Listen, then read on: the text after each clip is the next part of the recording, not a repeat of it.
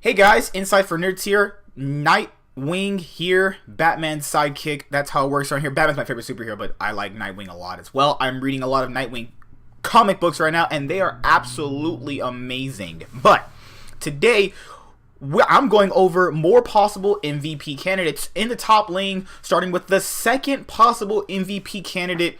When me and JTH did our power rankings for top laners, Licorice and Someday were top two, meaning that arguably one of them could be playing better than one person on a certain day. But I thought that Someday would be the overall pick to be a MVP for top lane. Someday and Doublelift and Licorice all had the most MVP votes, Doublelift obviously winning, but it wasn't too far away from Someday and Licorice as well. If you actually look at the MVP voting, players can somehow get their votes stolen, not in the way you think, in a bad way. It's just that you can't really vote for your own teammates, so, players can otherwise steal votes from other players.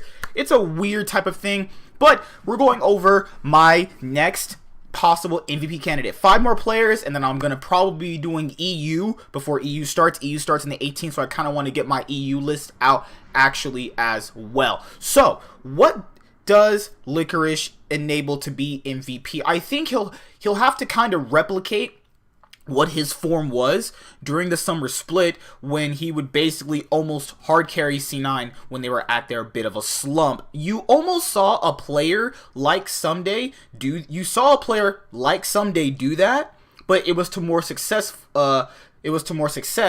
Because he has the experience and the he's been doing it for quite a bit of time. We forget Someday used to be would be arguably still an LCK star, if he was probably still there. But Someday being an LCK star and had been playing for quite a bit of time, you looked at both of their carry performances and then you kind of mapped them together, and then you got a certain level of, okay, this guy knows how to do it effectively better than this guy does, but this guy has the potential to do that. And I really liked what I seen out of him. You saw him get CS leads in lanes where he's not supposed to be winning. They gave him the counter matchup to tanks, which if you give a damaged top laner to a tank, you're most likely going to win, but you have to do it in a certain way. You cannot do it the way you do it in solo queue, because you will be heavily punished by the enemy jungler. Now, with that being said, we saw Licorice in the spring split completely play to the absolute better than people expect him to play. But it's still pretty good for a top lane. Not a lot of people were actually looking at this guy. Then you come to C9's start of their summer split in 2018, where it's kind of underwhelming by them, but he is far and above probably the best player on the lineup at that moment, putting on the carry performances, the best that you can possibly see from a C9 player that you probably did not expect much from. Remember, going into the spring split, this after he is going to be Impact's replacement, people have to understand he was slated to just pretty much don't actually feed and let Sneaky, Smoothie, and Jensen carry the game. Didn't even pan out that way. He was like, I'm just going to be a carry myself. Okay. And then you saw that he not only won against his opponent, he deep warded for his enemy jungler. He paired up with both junglers, Blabber and Svenskeren, when it had to be at those certain points. We saw him TP very effectively.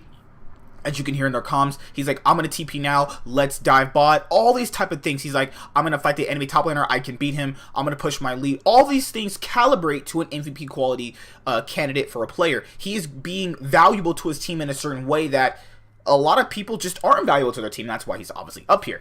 You also have to factor in, at Worlds, he was very, very good. You factor in, he only really lost to Keen, and he only really lost to Bwipo. Factoring those two out, you look at the actual group stage performance, he was able to hold his own. The fact that he's able to hold his own against World's top laners, I guess Worlds 2018 was weak in a sense. I'm sorry to really say that, guys, but Worlds 2018 caliber players were kind of all over the place, but you factor in a new player just going to Worlds for their first time, probably isn't going to do that well. It could be nerve issues, stage issues, a bunch of stuff, but we saw him in the playing stage play effectively really well. Pretty much kind of, I'm going to say winning his team some games, and detonation focused me. He kind of Lissandra ulted in the backline, killed a bunch. That's what a player like Licorice can do, and we see that now. He's went to Worlds, he's had success, he was able to hold his own against world-class top laners, come back to North American LCS. You factor in that he still can play effectively from behind. You look at the Freaker Freaks game 3 where he hit the Baron with a Orin hammer. Effectively, Keen was winning every single game. Maybe not arguably game 1, because of just ganks interactions and stuff like that, but Kin was winning most of the time. Most people would agree with that. But you factor in he was still valuable to his team. And that's great from an MVP quality standpoint, because you're still being valuable in a way that you can't be valuable, but you're using what you have in your arsenal to be a certain level of value to your team. And I think that he's shown that he can stand with the best and be a possible MVP candidate for the NA LCS Spring in 2019. So yeah, he's my second top laner. No C9 bias for me. Obviously, I'm not doing that. But I'm just kind of just stating it like it is, putting out a little bit of my knowledge on there. I do believe that he is really good, and I do believe that this split he'll arguably be at worst top 4, and that's still better than what people had predicted. Remember, he came from Challenger, a place where people get laughed at. He was supposed to not do anything. He was literally supposed to just come in and just not feed. He's obviously proven everybody wrong. He even proved me wrong to a certain extent.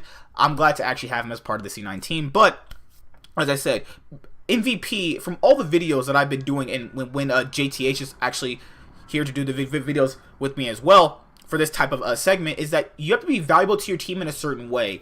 JTH likes to point out the Kobe Bryant and the Bill Russell example. I think that Licorice has proven that he's the Kobe Bryant. Not of League, obviously, but the Kobe Bryant of that situation. And I think that when you're able to translate that and do that a lot better, that can help your team. Also, now that he's effectively had the split where he's year and Worlds where he's able to grow, I would like to see those carry performances again, and I think that he can do it more effectively now that he's had experience doing it on the world stage and in the North American stage too. So yeah, hope you guys enjoyed this possible MVP candidate in Licorice. I'll be moving to the jungle, where I'm going to be choosing my next jungle possible MVP candidate. I know people were kind of weirded out that I chose Xmithy. I think he's one of the better junglers. I think he's actually one of the best junglers we have in the league, but I don't know who I'm actually gonna choose for my possible MVP candidate for jungle. I do have the guy, but I'm gonna have to create some arguments. So see you guys later. Hope you guys enjoyed the video. Like, comment, subscribe. Most of all, enjoy. Let me know who you think your possible MVP top laner is for the NALCS Spring 2019. The NALCS starts on January the 26th. Europe starts on the 18th. China and LCK start a week after each other, 14th and the 12th, I think. So see you guys later. Like, comment, subscribe. Most of all, enjoy. Nightwing from Inside for Nerds signing out. See you guys later. Bye. Peace out.